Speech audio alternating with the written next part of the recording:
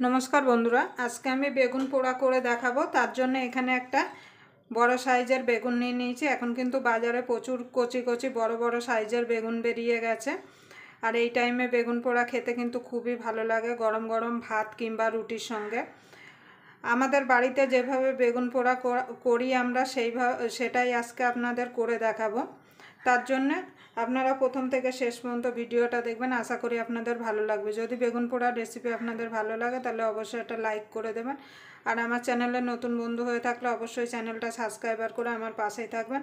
আর পাশের বেল আইকনটা অবশ্যই বাজিয়ে দেবেন আমি যখন কোনো নিত্য নতুন রেসিপি আপলোড করব সবার আগে পাওয়ার জন্য। আমি বেগুনটা পোড়ানোর জন্য বেগুনটাকে একটু চিড়ে দেখে নিয়েছি যে বেগুনের ভেতরে কোনো পোকা টোকা আছে নাকি।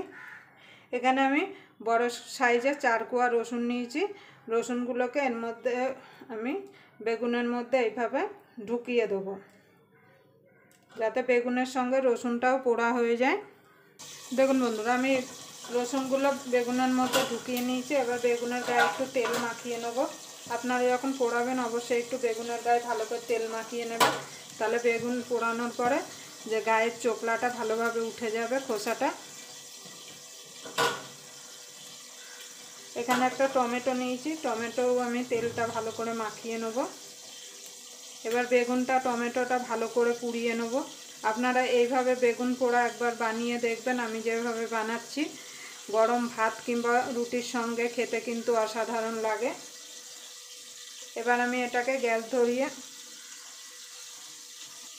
দেখুন বন্ধুরা এবার ভালো করে আমি গ্যাস ধরিয়ে দিয়েছি। এবার বেগুনটা দিয়ে দেবো, দিয়ে ভালো করে বেগুনটা পুড়িয়ে নেব। টমেটোটা পরে পোড়াবো, কেন সাইডে জায়গা নেই, হবে না। আগে মা দিদিমারা উনুনে বেগুন পোড়াতো, কিন্তু এখন আমরা উনুন কোথায় পাবো, এখানে গ্যাসেই আমরা বেগুনটা পোড়াবো। দেখুন বন্ধুরা বেগুনটা পোড়ানো হয়ে গেছে। এবার আমি গ্যাসটা নিভিয়ে দেবো। নিভিয়ে বেগুনটা ঠান্ডা হওয়া পর্যন্ত অপেক্ষা করব। ঠান্ডা হয়ে গেলে তারপর বেগুনটা ছাড়িয়ে নেব। দেখুন বন্ধুরা আমি টমেটোটাও কিন্তু পুড়িয়ে নিয়েছি সাইড থেকে। দেখুন বন্ধুরা আমি বেগুন টমেটো সব ছাড়িয়ে নিয়েছি। দেখুন রসুনগুলো দেখুন কত সুন্দর সিদ্ধ হয়ে গেছে। এবার ভালো করে একটু মেখে নেব। আমি এখানে একটা টমেটো দিয়েছি, আপনারা চাইলে এখানে আর একটা টমেটো দিতে পারেন।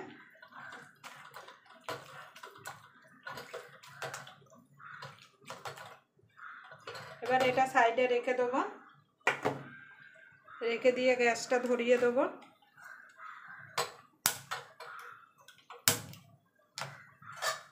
একটা কড়াই বসিয়ে দেবো, কড়াইটা গরম হওয়া পর্যন্ত অপেক্ষা করব। দেখুন বন্ধুরা আমি কড়াই বসিয়ে দিয়েছি, কড়াই গরম হয়ে কড়াইতে সর্ষের তেল দিয়ে দিয়েছি। এবার দিয়ে দেবো শুকনো লঙ্কা। এবার লঙ্কাটা ভালো করে ভেজে নেব। আমি এখানে শুকনো লঙ্কা দিয়ে করছি, আপনারা চাইলে কাঁচা লঙ্কা দিয়েও করতে পারেন, কিন্তু যে কোনো পোড়া বলুন ভর্তা বলুন একটু ঝাল ঝাল হলে খেতে কিন্তু ভালো লাগে। এবার এখানে আমি দুটো মিডিয়াম সাইজের পেঁয়াজ কেটে রেখেছিলাম, সেটা দিয়ে দেবো। পেঁয়াজটাকে একটু লাল লাল করে ভেজে নেব। আপনারা এইভাবে আমার মতো করে একবার বাড়িতে বেগুন পোড়া করে দেখবেন, গরম গরম ভাত আর রুটির সঙ্গে খেতে কিন্তু অসাধারণ লাগবে। আর বাড়িতে বানিয়ে খেয়ে অবশ্যই কমেন্ট বক্সে জানাতে ভুলবেন না যে কেমন হয়েছে।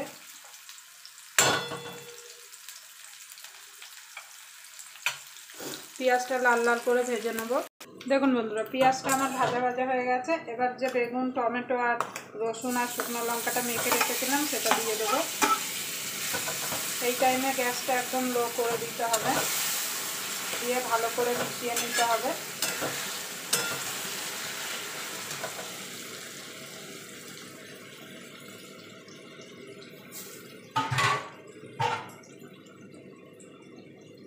দিয়ে দেবো স্বাদ মতো নুন।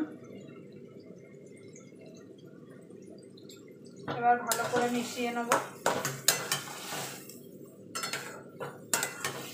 নুন পেঁয়াজ তেলের সঙ্গে যাতে বেগুন টমেটো রসুনটা ভালো করে মিশে যায়। দেখুন বন্ধুরা বেগুন পোড়াটা হয়ে গেছে। এখানে আমি ধনেপাতা কুচিয়ে রেখেছি, ধনেপাতাটা দিয়ে দেবো।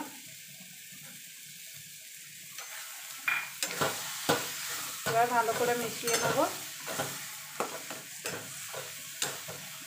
আমার ধনে পাতাটা পুরো রেডি, সরি আমার বেগুন পোড়াটা পুরো রেডি হয়ে গেছে।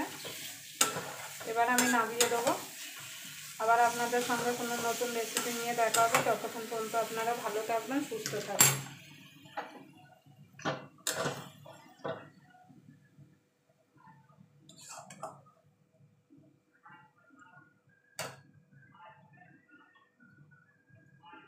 দেখুন বন্ধুরা,